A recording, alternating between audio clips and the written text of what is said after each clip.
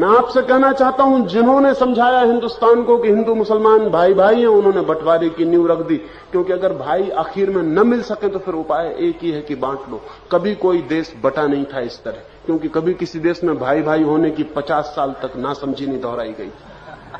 हिंदू मुसलमान का भाई भाई होना हिंदुस्तान पाकिस्तान का आधार बना, क्योंकि जब भाई आखिर में लड़ते हैं, और ध्यान रहे भाइयों से ज्यादा खतरनाक ढंग से कोई भी नहीं लड़ सकता।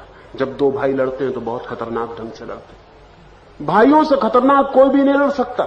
इसलिए हिंदू मुसलमान को भाई भाई बनाने में खतरा है कि वो खतरनाक ढंग से लड़ भी सकते हैं, और जब दो भाई लड़ते हैं तो आखिर में बंटवारा हो जाता। और क्या उपाय? हिंदुस्तान बटा। जिन्होंने भाई भाई कह के समझाया उन्होंने देश को बंटवाया। अब आगे ये कहने की जरूरत नहीं। असल में ये जरूरत ही क्यों पड़ती है कि हिंदू मुसलमान भाई भाई हैं? ये जरूरत इसलिए पड़ती है कि पहले हम स्वीकार कर लेते हैं कि एक हिंदू है और एक मुसलमान।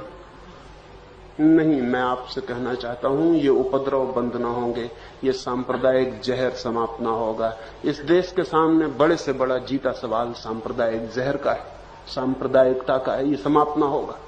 ये समाप्त एक ही तरह से होगा कि हम लेबल अलग कर दें, और जो लोग बुद्धिमान हैं वो कह दें कि हम सिर्फ आदमी हैं, अब हमें हिंदू और मुसलमान होने से कोई वास्ता न रहा।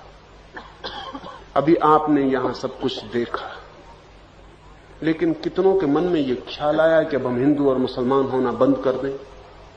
नहीं, किसी को ख्याल नहीं आया।